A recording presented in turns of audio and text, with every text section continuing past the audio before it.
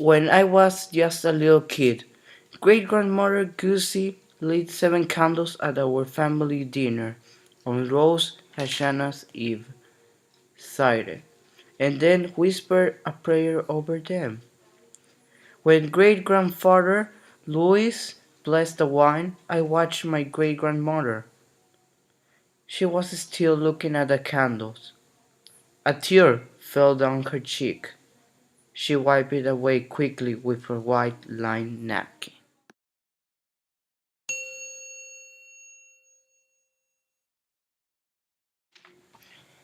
I loved being crowded into her small kitchen with my family for the Jewish New Year celebration.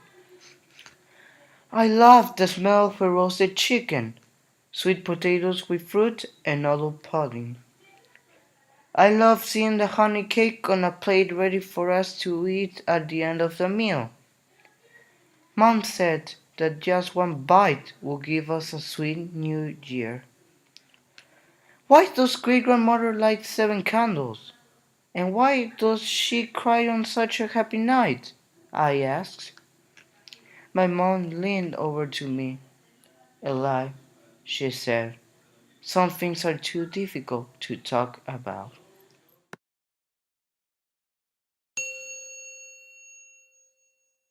Great grandparents died. Grandma Mimi gathered the family at her house for the Rosh Hashanah dinner. She lit the 7 candles and prayed in a strong voice. May the memory of our family be for a blessing. Grandpa Sam moved away from the table, the wine, and the candles. Grandma blessed the wine. I looked into Grandpa's gentle face and saw huge tears in his eyes. They never fell down his cheeks. Why is Grandpa sad? I asked my mom. Is it a secret? Just like it was with great grandmother, Eli, some things are too difficult to talk about.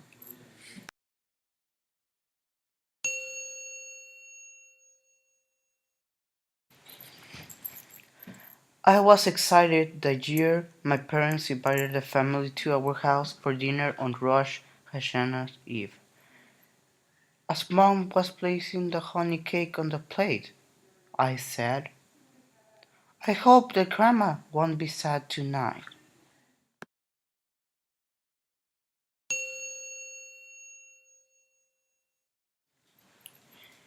We gathered around our dining room table. The smell of roasted chicken filled the room.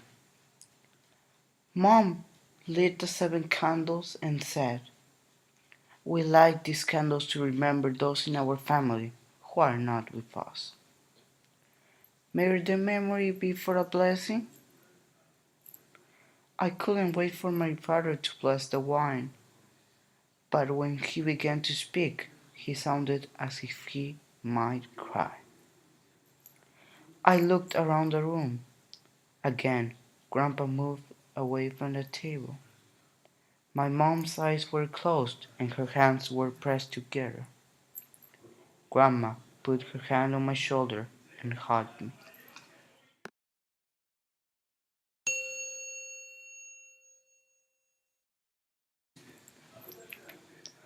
Months later, my parents said they would like to take Grandpa and Grandma and me to see the place that great grandmother Gussie came from. We bought tour books, packed our suitcases, and flew to Lithuania. One of the first things we did there was to find the house where my great grandmother lived when she was a little girl.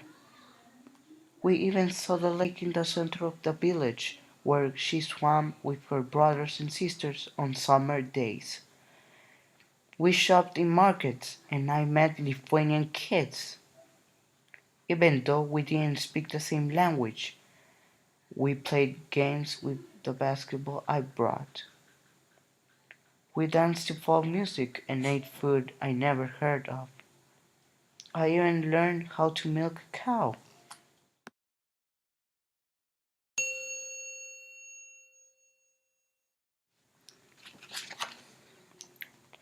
A few days before we were to return home, my father told me we were going to the Poner forest.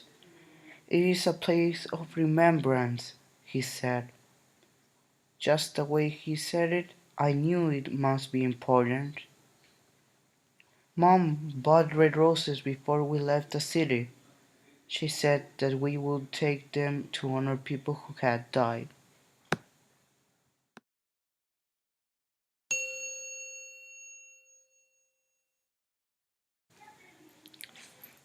I sat between Grandpa and Grandma in the van. We traveled a long time. There were no other cars or people along the way. Finally, I saw a sign that said Ponar Forest. The van stopped and we climbed out.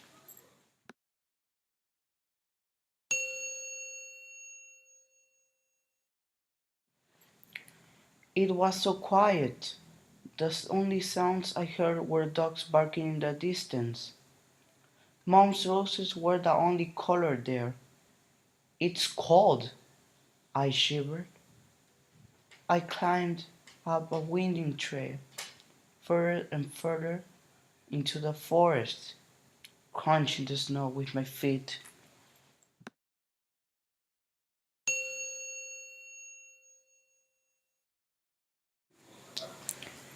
I stopped when I came to a wide, deep pit. It had jagged edges, sharp rocks stuck up throughout the snow. It was so quiet now, I couldn't even hear the dogs. My mom and dad stepped up beside me. Grandpa and Grandma walked slowly, holding hands, standing back. What is this? I whispered. Dad spoke quietly. This is the grave of 80,000 Jews who were killed during World War II. They were forced marched night after night by the Nazis in order to stand around this pit. Then the soldiers shot them in their backs. Dad stood quietly for a long time.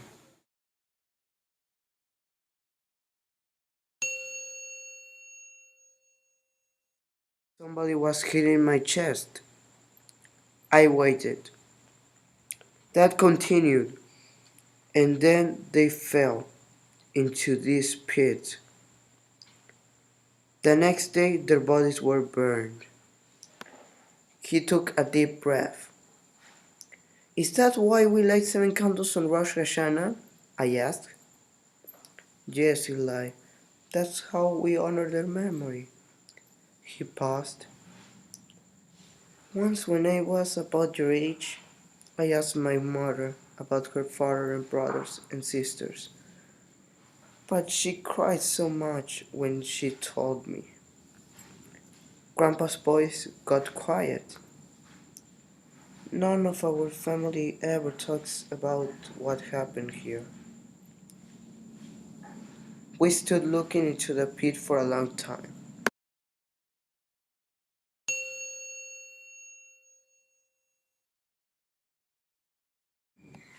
Were children killed too? Yes, Grandpa said. My age? Yes, your age and younger. I felt as gray as the sky.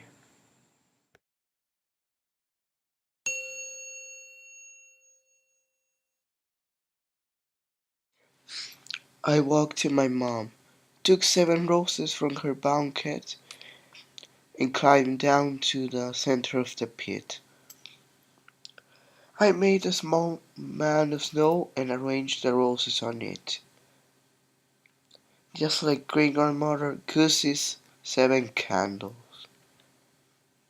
Then I stood on the graves of our family, raised my hands, and said the familiar prayer I learned many years ago.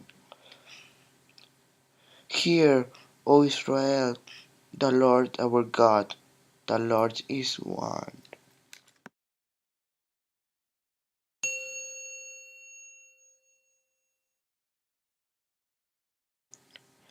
I looked up at my grandpa. Tears were rolling down his face. He held out his arms to me. I climbed up out of the pit and went to him. It's okay, Grandpa, I said. It won't be a secret anymore. I'll always remember.